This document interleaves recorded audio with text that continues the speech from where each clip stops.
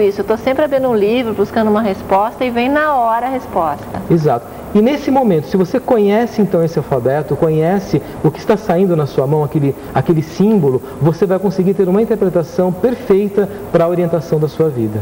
Agora, quando o tarô é aberto, quando a pessoa não está afim, quando ela não acredita, quando ela acha que aquilo é uma bobagem, vai interferir nessa sincronicidade? A minha experiência diz que sim. O tarô é um instrumento científico, mas ele tem o seu lado mágico, ele tem uma ligação realmente com o plano espiritual, né? Então eu entendo que quando a pessoa não se concentra, ela não respeita, ela não está em sintonia, porque é que nem um rádio. Eu acho esse exemplo muito interessante. O que é o tarô se não um rádio, né? Hoje nós vamos num médico fazer um check-up do corpo físico e tem uma série de ferramentas e instrumentos. O tarô, ele é um check-up da sua parte psíquica e espiritual. Então, ele é um instrumento, como se fosse um rádio, que você precisa colocar o dial numa sintonia certa. Então, se você souber sintonizar o tarô, ele vai te responder com 100% de acerto. Tá? E essa resposta, então, vamos lá, eu vou lá, nós vamos fazer, eu pego o tarô na minha casa, eu peço que meus mestres, eu peço que a energia me acompanhe e vou abrir. Se eu souber exatamente a descrição daquela carta, vem a resposta para mim através daquela carta, é isso? De forma 100% correta e muito clara. Isso é muito bom, porque aí tira, assim, vamos dizer, até a dúvida, a dependência de certas pessoas, porque eu acho importantíssimo um tarólogo, faz parte do nosso consultório espiritual, o trabalho de todos, mas às vezes eles não estão à disposição a toda hora e você tem decisões na vida que tem que ser naquele momento, né? Então essa independência vai ajudar vocês também. Nós vamos falar durante o programa de algumas cartas. Você estava falando do primeiro, do segundo e você falou do terceiro, não? Da terceira parte. O terceiro nível do tarô é exatamente essa parte de orientação e aconselhamento que ele traz. Então, a carta me traz um posicionamento, né? O porquê, por exemplo, na minha vida, eu não caso. Então eu recebo muitos clientes que realmente estão querendo saber se o tarô vai trazer uma boa notícia para ela. Então, primeira coisa, você vai já perceber, né, na área, quando você tiver a casa da pergunta, se você está no momento propícia para um enlace, para um relacionamento, então você já vai saber se é o momento ou não. Mas depois o tarô traz o porquê que é ou não. Porque eu tenho um amigo que eu gosto muito, que é o Ney Naif, um grande tarólogo também, tem uma trilogia. O Ney? Ney Naif. Ney Naif. Isso. Tá? E ele diz assim, o importante não é você saber se você vai casar ou não, e sim se você está preparada para o casamento. E o tarô traz essa orientação. Isso eu acho fantástico, lindo e bárbaro no tarô. Que você também pode aprender a entender, né, de que forma que ele te traduz esse aconselhamento. A decisão de um fato na sua vida realmente tem a ver com aquela frase que fala é o tempo de Deus, né? E nós temos que dar tempo ao tempo de Deus, porque Ele sabe a hora que você está preparada para aquilo que você tanto deseja, é verdade. Isso é bem colocado. O que acontece, é assim, eu vejo a vida como um eterno diálogo. Como eu disse, nenhum segundo da nossa vida está acontecendo por acaso. Não é por acaso que nós estamos aqui agora conversando, não é por acaso que, né, as pessoas estão nos vendo. Então eu vivo esse mundo de sincronicidade.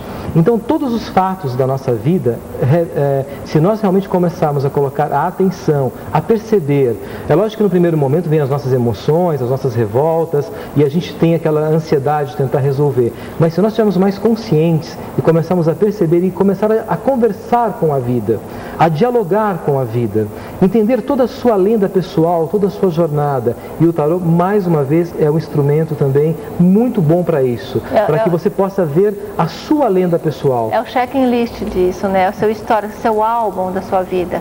A emoção, quando a pessoa está muito ansiosa a saber alguma coisa com o tarô, também atrapalha na sincronicidade? Olha, não, nessa parte não. Se é uma coisa no momento que a pessoa está vivendo, as suas emoções, né, mas ela acredita, dentro dela, a intenção mais profunda, ela acredita que o tarô vai trazer realmente uma orientação, uma mensagem, não. O que acontece é que nessa hora, dentro da sincronicidade do tarô, ele vai trazer exatamente o momento que ela está vivendo. Uma coisa que eu acho super interessante... O tarô traz o momento. Isso. Mas e o futuro, não traz? Aí que entra o médium? É isso? Não, é aí que eu falei que eu acho uma coisa assim super importante também esclarecer sobre o tarô. Você vai, vamos voltar à analogia do corpo físico, você vai ao médico, ele vai fazer uma série de exames. Quando você retorna para ver o resultado, o médico diz que você tem o colesterol. O colesterol nasceu no dia do exame? Não. Ele nasceu há algum tempo atrás da sua vida. Tá? Ou por uma disfunção sua, ou por uma má alimentação, você começou a desenvolver o colesterol.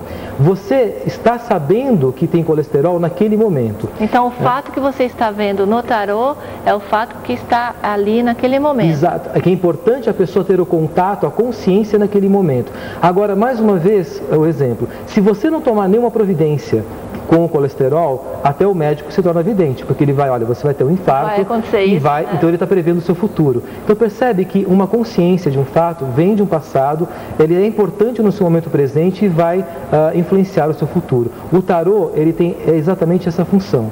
Ele dá o diagnóstico, pode até trazer no diagnóstico por que você estava com esse problema e também o que pode ocorrer futuramente. Exatamente.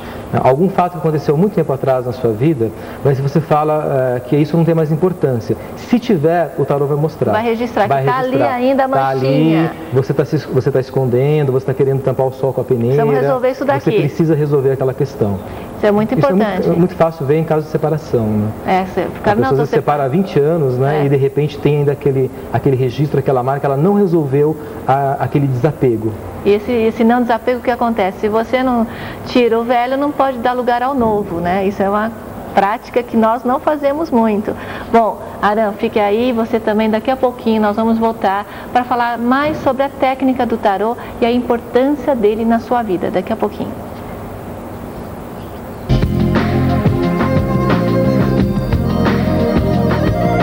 Programa Dimensões. Apresentação Rosana Beni. O programa Dimensões está de volta aqui do restaurante Govinda, o templo da comida indiana.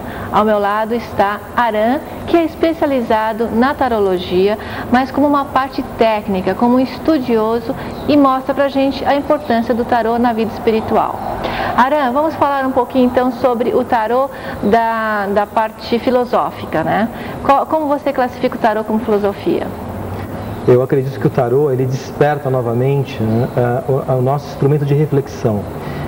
A humanidade, com toda essa tecnologia, com toda essa ciência, esse lado cartesiano, racional, ela vem sendo muito prática e executando cada vez mais depressa todas as suas funções.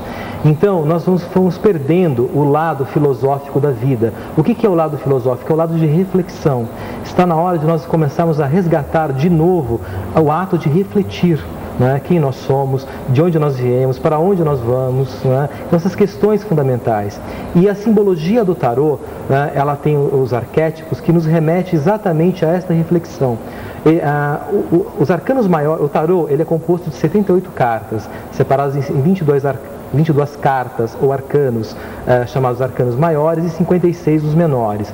Nos arcanos maiores, nós temos uma sequência perfeita da nossa própria vida, da nossa própria jornada. O que nós temos aqui? Vamos ver, vamos tentar mostrar aqui o que nós temos, que você pediu para ver.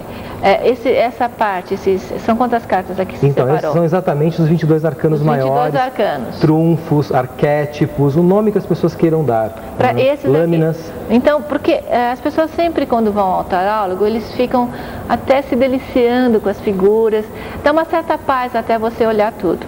O que significam esses desenhos? Eles foram estudados antigamente e retratados no momento da época? É uma expressão espiritual, o que é, por exemplo? Então, aí vem um complemento que eu quero falar da gênese do tarô, da história do tarô. Não existe prova, né, que o tarô nasceu realmente de civilizações antigas. Mas eu entendo que nesse momento, quem criou o tarô, né, ou através de uma canalização, ou através de uma mediunidade, ele trouxe realmente toda a sabedoria que existiam quando eu falo que os deuses habitavam a Terra.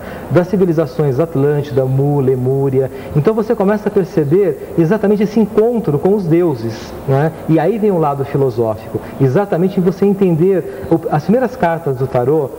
Tem uma divisão que eu gosto muito que chama assim, o portal dos deuses, né? Depois as outras 7 é o portal da realidade e depois o portal da iluminação. Sabe o que eu queria fazer? Eu pegar ali para o telespectador, vamos pegar aqui Vamos fazer passo por passo, né? Apesar que o ideal seria ter uma mesa e tal, mas ele vai explicar algumas coisas dessas figuras. A pessoa quando pega um carô, primeiro ela tem que embaralhar, porque ela